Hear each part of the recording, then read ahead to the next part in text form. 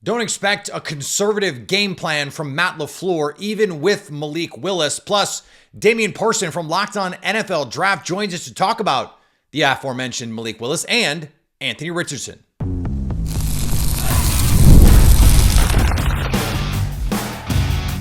You are Locked On Packers, your daily Green Bay Packers podcast. Part of the Locked On Podcast Network, your team every day. You are Locked On Packers, part of the Locked On Podcast Network, your team every day. I'm Peter Bukowski, and I cover the Packers for The Leap, a newsletter I would love for you to subscribe to. Follow me on Twitter, Peter_Bukowski. Follow the podcast on Twitter, Locked On Packers. Like us on Facebook. Subscribe to the podcast to iTunes, Spotify, Google Podcasts, wherever you find podcasts. You will find Locked On Packers, the number one Packers podcast on the internet, and the show for fans who know what happened, they want to know why and how. Thanks to everyone who makes Locked On Packers their first listen every day. We hope you like starting your day with us as much as we like starting our day with you. Today's episode brought to you by our friends at LinkedIn Jobs. They help you find the qualified candidates you want to talk to faster. Post your job for free at linkedin.com/LockedOnNFL. Terms and conditions apply. Damian Parson on the show today from Locked On NFL. His pre-draft thoughts and the developmental thoughts on the two quarterbacks in this game. We also talk about some of the Packers rookies that he likes, Edgerrin Cooper and Javon Bullard in particular. That's in just a second. Let's start first with the injuries because DeForest Buckner did not practice the last 2 days. He's got a back injury. He was a game wrecker against the Houston Texans. He was excellent, 6 tackles, a sack and a half. He ate up that Houston Texans interior, and the Packers still trying to find some continuity at right guard. So if he can't go, all of a sudden you feel like you can win that matchup inside even more. Kwity Paye has a hamstring injury. He didn't practice yesterday or the day before. And so now you're talking about a soft tissue injury. Go read what I wrote over at The Leap on soft tissue injuries, hamstrings. I find it hard to believe that they would put him out there with a soft tissue injury, a hamstring, without practicing more than 1 day this week, especially in week 2 of a long season. So I wouldn't expect Kwity Paye to be out there. DeForest Buckner with the back, he could just wake up Sunday and feel fine, but they're traveling. We'll learn more on Friday when the injury reports come out, of course. And Julian Blackmon, the safety, another player who has not practiced so far this week, a starting safety, someone who I thought the Packers could go after in free agency. They already lost Juju Brents. We talked about that yesterday with Jake Arthur. And so this is a Colts team that is depleted defensively now. And they already did not play great against CJ Stroud and Joe Mixon in particular. And so that is good news for the Packers. That brings us to this point that I want to make. And I wrote about this today over at The Leap, a newsletter I would love for you to subscribe to. Do not expect the Packers to play conservatively in this football game. They need to win it. They are not just going to say, hey, Malik Willis, just go 10 of 15 and we'll try and figure out the rest. We'll try and run game and defense our way to the rest. I don't believe that's what they're going to do. In 2021, when they found out in the middle of the week that Jordan Love was going to be the starting quarterback against the Kansas City Chiefs in his NFL debut, he threw the ball 34 times. 34 in a game where it was a 1 or 2 score game basically the entire football game. There was a close game throughout. He threw the ball 34 times. And I'm not talking about just like little play action boot dump offs, though they did run that a couple different times. I'm talking he took a 7-step drop where he's back foot in the end zone, plant and throw a deep outbreaker. Or, hey, shotgun 5-step drop, bang post. Big boy, big time throws. Now, Jordan Love had been in the system, been in the organization for a year and a half by that time. But let's not forget, okay, I understand he was a first round pick, but let's not forget that spring in 2020, no mini camp, no rookie camp, and a protracted training camp. He's quarterback 3, so he's taking no reps in practice all of 2023. Basically, scout team stuff, but that's it. No reps in 2020. Then in 2021, he has the job. He plays in some preseason games. Okay. But Malik Willis, this is year 3 for Malik Willis in the NFL. He's played 2 full preseasons. He's had, limited action in the NFL. And he even said this week, I wasn't ready to start in 2022. But I also went back and watched every single rep in the regular season from Malik Willis. That Titans offense, oh my God, it's disgusting. It's poorly structured. It's poorly coached. It's poorly called. It's poorly constructed from a personnel standpoint. There was no talent on that team in 2022. There was a little more in 2023 with DeAndre Hopkins, but even then, yuck. I posted a couple clips on social media from the Ravens game where it's just like, what are you supposed to do? He got back-to-back sack, Malik Willis did, and it's like top of his drop. No one's open. A couple guys aren't even out of their breaks, and he's got someone in his lap. They couldn't block. We don't have any idea what Malik Willis is at this point. And I think if you asked him to start 6 weeks from now, 10 weeks from now, I think you'd be encouraged by what you saw. Now, this is a pretty quick turnaround.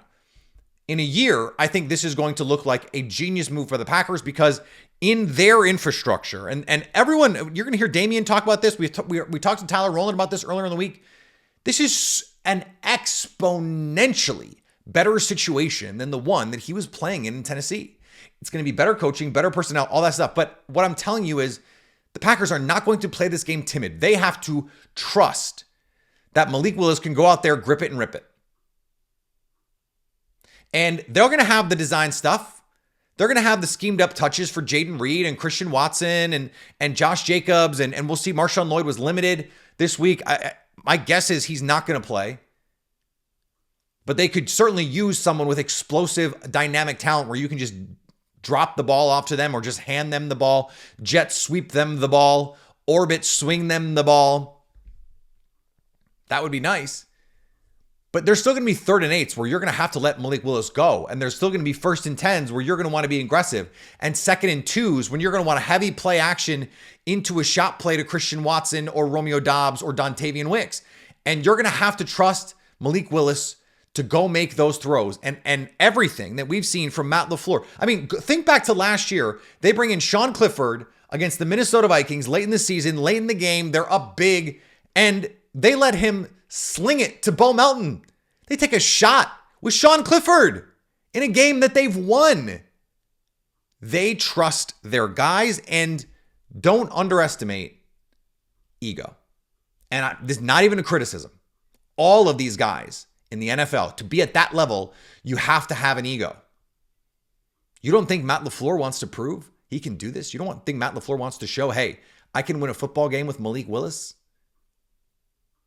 And I can get him, me and Tom Clements can make him look like a functional NFL quarterback in ways that Mike Vrabel, who they may or may not have gotten along back in Tennessee, you don't think Matt LaFleur is going to relish the opportunity to make that guy look like an actual NFL quarterback?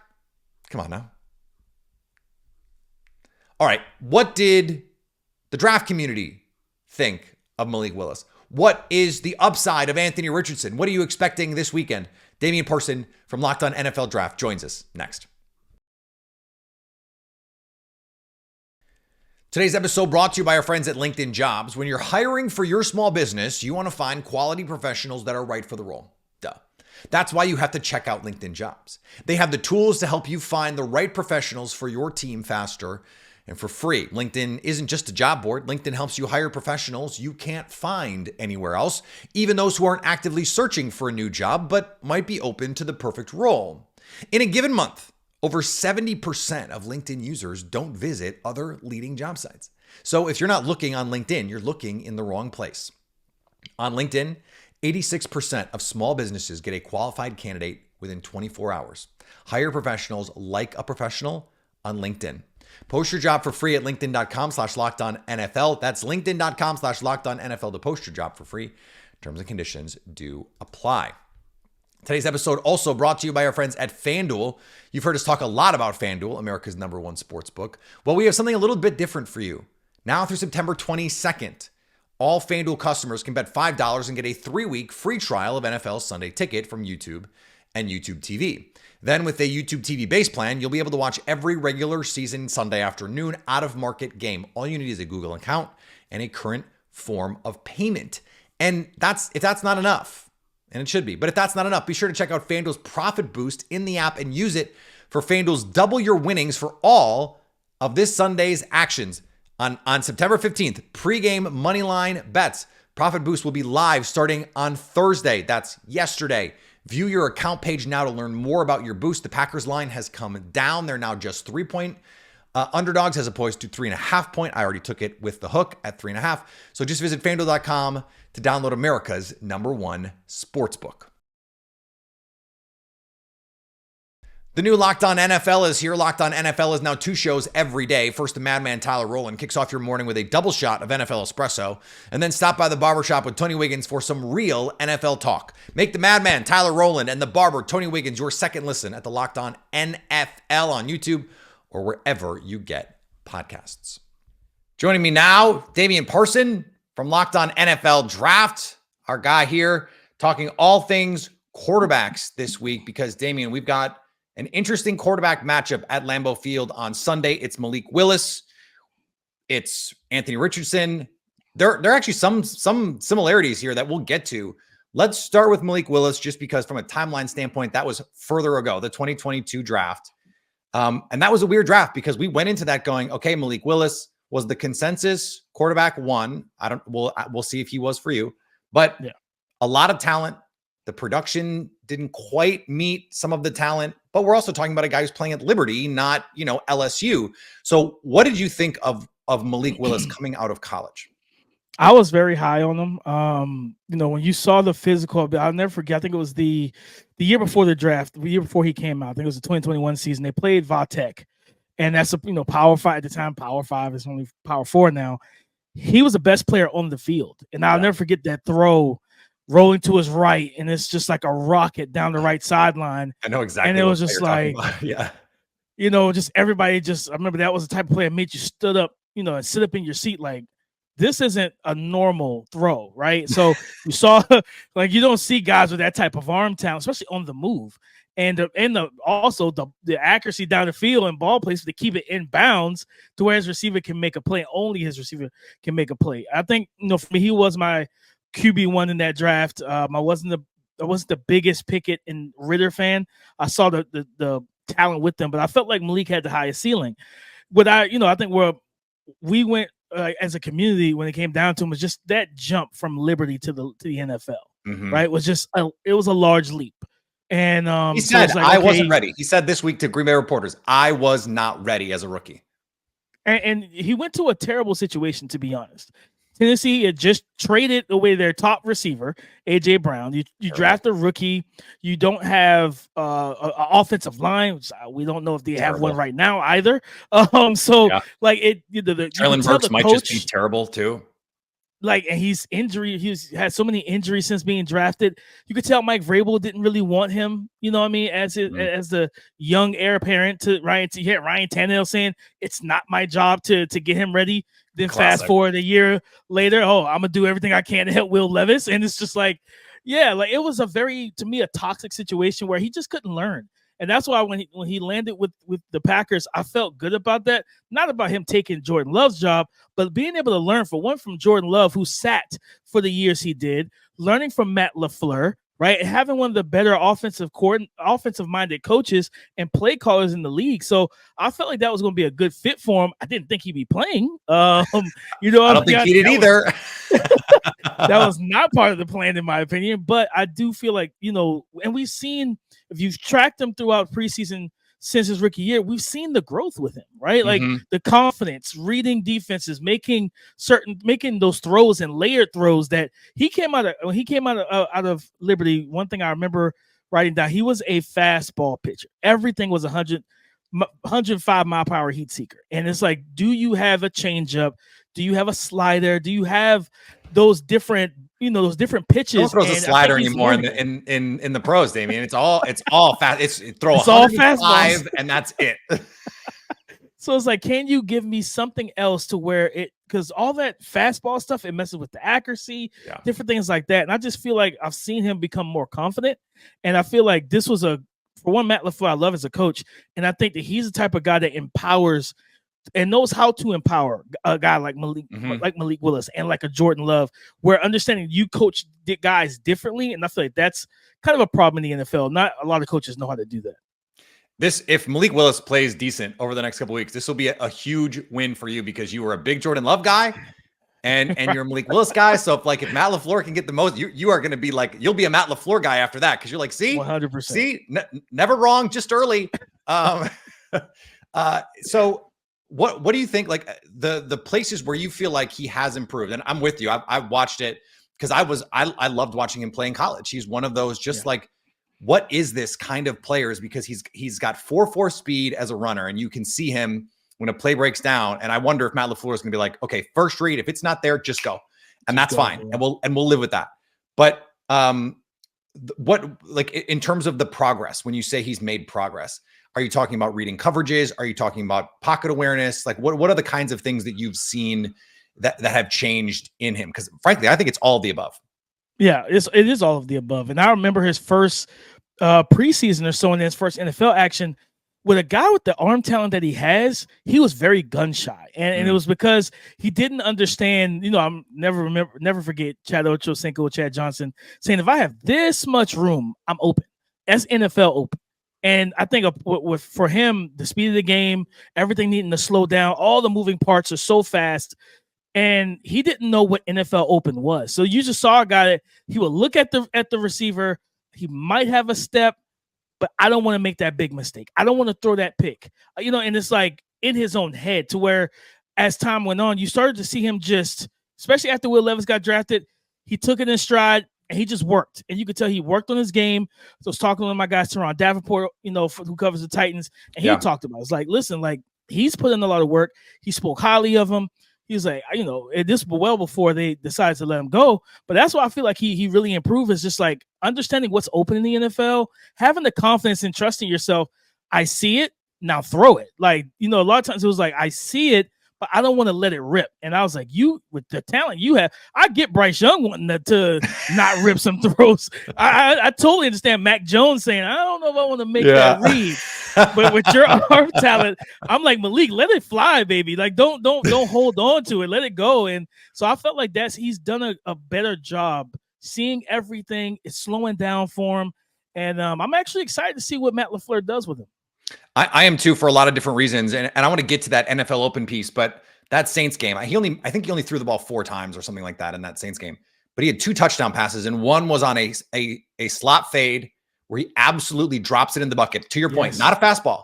That is a touch throw that he puts out there, recognizes the coverage, says, I've got my guy, and makes the throw. And then the game winner, we're talking about game on the line. It's the last play, and it's a second window slant that he just powers in there. That's where Malik Willis can make those throws. Yeah.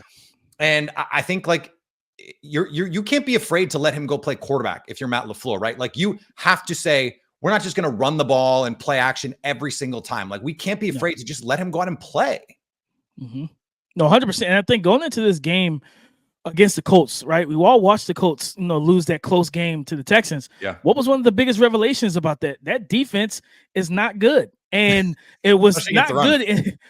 And that's where, because that was a spot I felt like they were going to be okay at, was against the run. And Joe Mixon looked like he just got drafted into the league. Yeah. It didn't look like he's been a veteran. Joe Mixon. He was legitimately young, spry, fast, physical, everything. And then they lose Juju Brents at corner, which they were already shallow in that department as well. So I feel like, this is a game where, for me, if I'm LaFleur, I'm looking at the zone read, the different thing, because now also when he was at Tennessee, he didn't have Derrick Henry in the backfield for during his snaps either. So it's okay, we are literally keying in on you. You don't have any receivers. You don't have the all-pro running back there. Yeah, it's all on you, young man. And where now he's walking into an offense with a litany of young, explosive weapons at receiver, at tight end, having Josh Jacobs in the backfield. And then I think for Josh Jacobs, it's a different vibe for him because being at Oakland, he never had a quarterback like this. Whereas, like, okay, we get in the shotgun, we can get into some pistol, and we can run inside zone, but it's actually zone read that he's reading that backside end. Now you do that enough times, that backside end is like, okay, I got to commit to Malik. That's one less guy in the box for Josh Jacobs to get going. So I think this could be a pretty good game plan, and I trust Matt LaFleur to dial up the right things and press the right buttons on Sunday. Yeah, one of the best coaches in the NFL since he just from the jump in 2019 at creating open receivers. They are in the top 5 every single year in open receiver percentage and wide open receiver percentage. And you saw it against the Eagles, a Vic Fangio defense. Vic Fangio is going to get your guys in the right spots. And they are, but I know it's week 1, breaking wide open at times. And so if you can just create, like, give Jaden Reed one opportunity over the middle of the field, and you saw it can be a 70-yard touchdown. All right, we're going to pivot to Anthony Richardson. What is the scouting report on him? Where did he come from? How did this absolute outlier talent get to the NFL? That's next on Locked On Packers. Today's episode brought to you by our friends at PrizePicks, America's #1 daily fantasy sports app with over 5 million active members. It's the easiest and most exciting way to play daily fantasy sports. Unlike other apps, PrizePicks, it's just you and the numbers. All you have to do is pick more or less than the stat projections of 2 to 6 players, and you watch your winnings roll in. Plus, 1 Caleb Williams passing yard gets you 1 win on PrizePicks every week in September.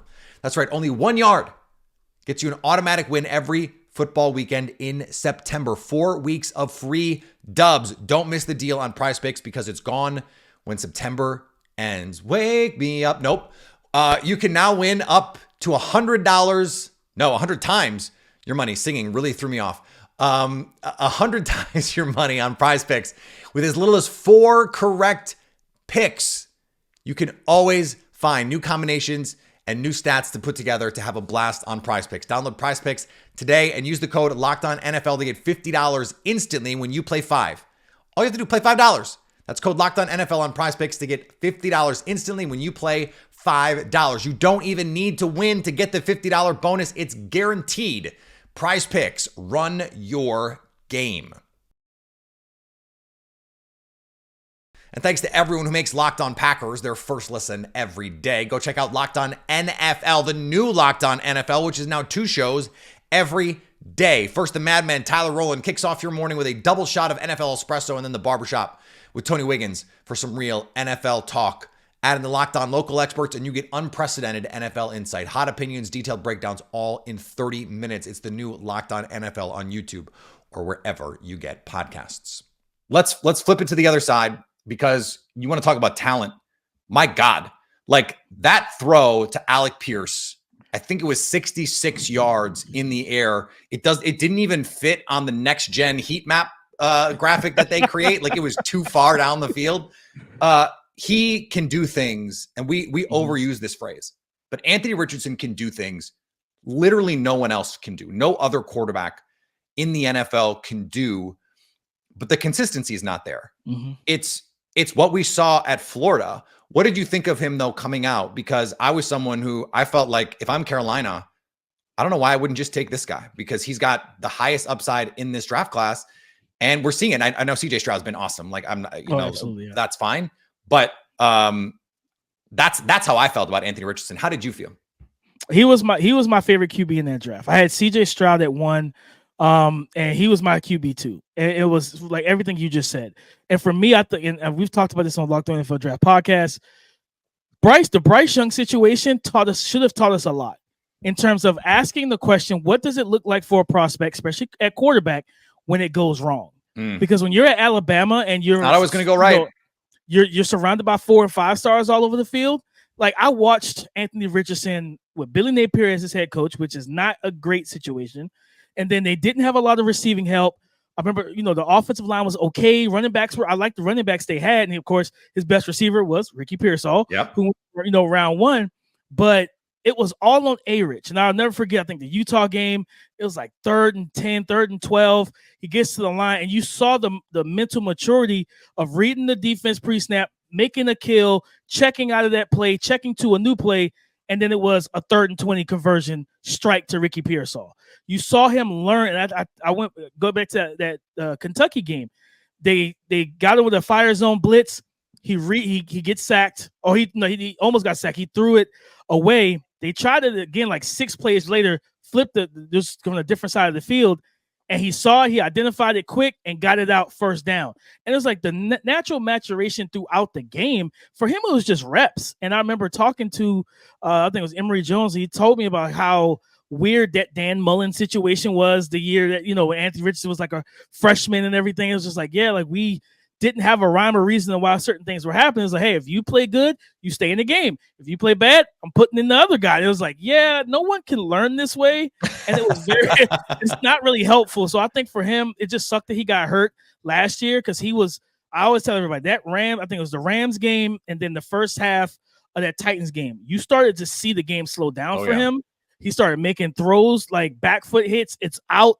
Like he's not holding it. And for him, it's just more so technical with his lower body and everything. But yeah, Anthony Richardson is one of those, like in terms of skill level and talent, the Josh Allen, the Pat Mahomes, he's a game changer all by himself. Whereas like if this guy gets it together and he gets the reps and the game slows down for him, it's going to be very scary for defenses when he's able to ID your mic and ID that blitzer coming pre-snap. And now you got to check out of that because it's like, okay, well, he sees it. We got to get out of it. When he starts getting the mental part of the game down and then that accuracy, consistency grows, he's going to be one of the top 3 quarterbacks in the league. Yeah, I said this on our crossover. I said, I'm very glad that the Packers are playing him in week 2 and that they are playing him this year. And they have to wait, whatever it is, 3 more years to play him again, because I think next year, the year after that, it's kind of just going to be over if he keeps progressing because he's just that physically gifted.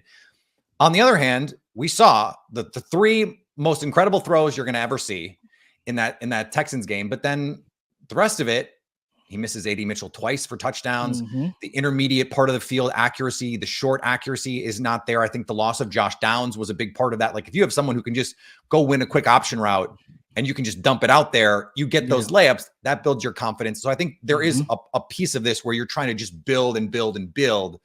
But if you were going to defend Anthony Richardson, what do you think is the best way to defend him? Because young quarterbacks usually see a lot of pressure, but the problem with pressure is if he shakes off that linebacker or that nickel corner that you're sending, now you're down a man, or it's him on the edge and no one is looking at the quarterback, like those kinds of things. So what do you think is the best way to defend him right now? If you play cover 2, he'll just throw it over your half field safety. Like, what do you? I don't know what you're supposed to do.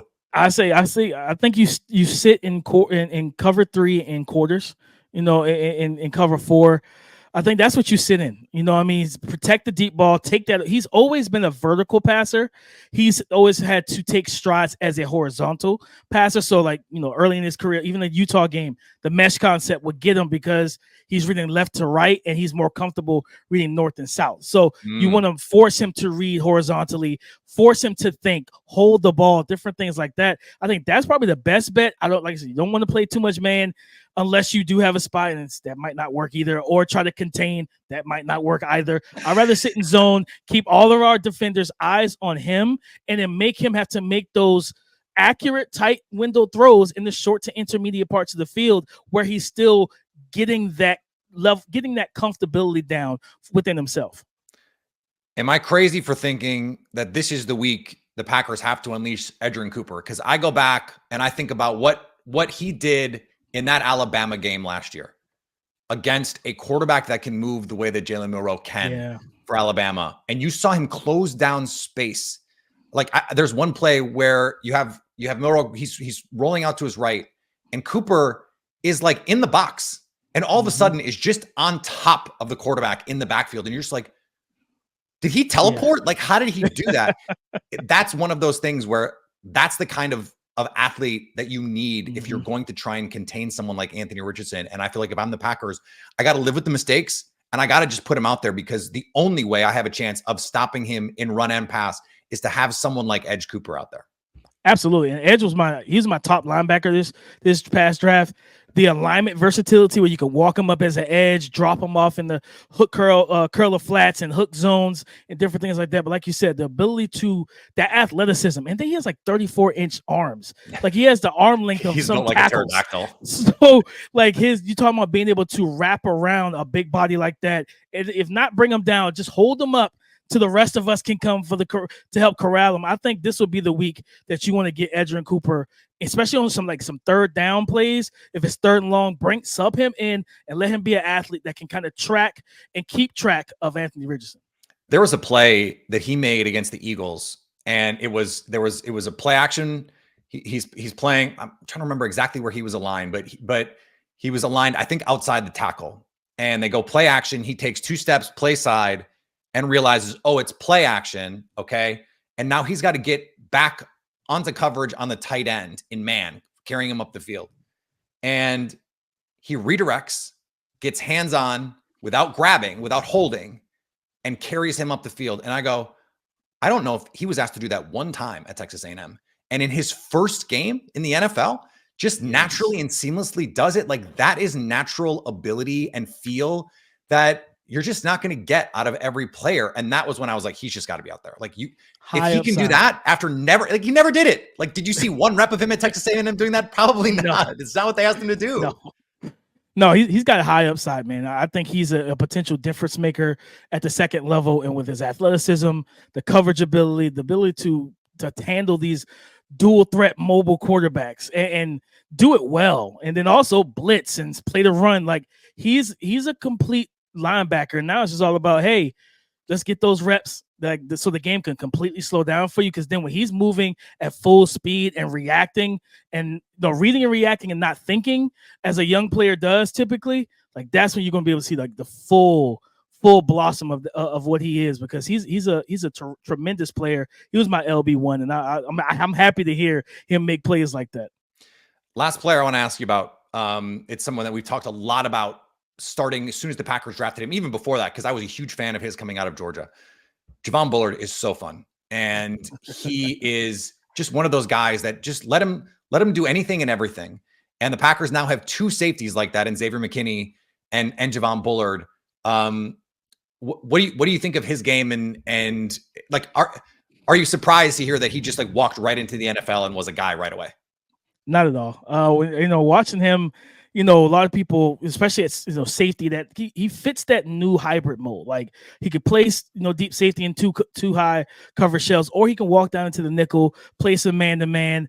And I'll never forget. I can't remember which game it was, but I think it was he was playing up top at Georgia. They had an end breaker at like 10, 12 yards, and the trigger downhill and the hit he made on the receiver. I'm pretty sure he knocked the ball loose when he hit the guy. Yeah. And just watching the instincts, him kind of commanding and quarterbacking the secondary, telling guys where to go, like everything is there mentally. And then like just the actual ability is there also. So this is a Swiss Army knife, a chess piece of your defense that once he has like the full defense down pack, the defensive coordinator trusts him. Like you can align him at different places, whether it's if you're facing the Josh Downs. I feel comfortable with him in the slot, right? You facing some of these smaller, shiftier slot receivers, he can handle those guys. Seeing them up close and personal at the Senior Bowl last year. Like he handled himself well. And of course, there's going to be a size discrepancy from some guys. So you get like a big slot,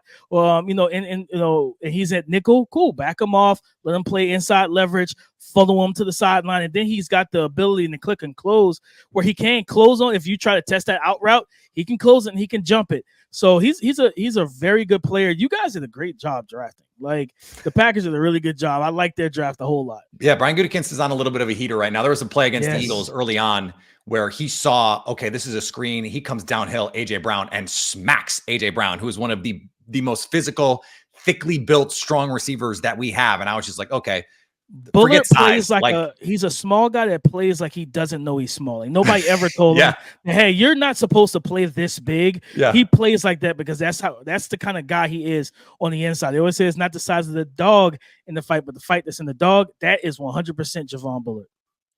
Perfect that he was at Georgia, because they got dogs at Georgia and he's a dog, so it's great. Damian, this was awesome, man. I appreciate the time as always, and we'll talk to you down the line.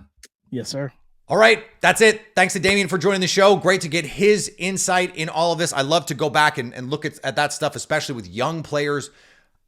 Like I said, I went back and watched Malik Willis, and how can you possibly know, given what was around him, given the offense? I just don't know how you can believe you know what he is at this point. And that's not cope. That's just like me trying to figure out, okay, what did they ask him to do? What is he good at? What can they do? And it's like the answer is nothing, because we didn't see anything, because it was such a mess at all times. Did he play great? No. Did Ryan Tannehill play better than him in 2022? Yes. But okay, cool.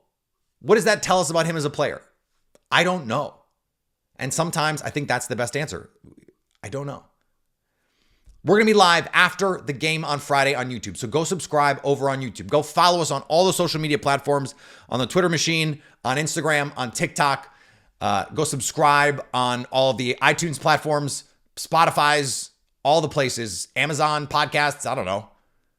Wherever you listen to podcasts, you'll find us, so you can stay locked on Packers.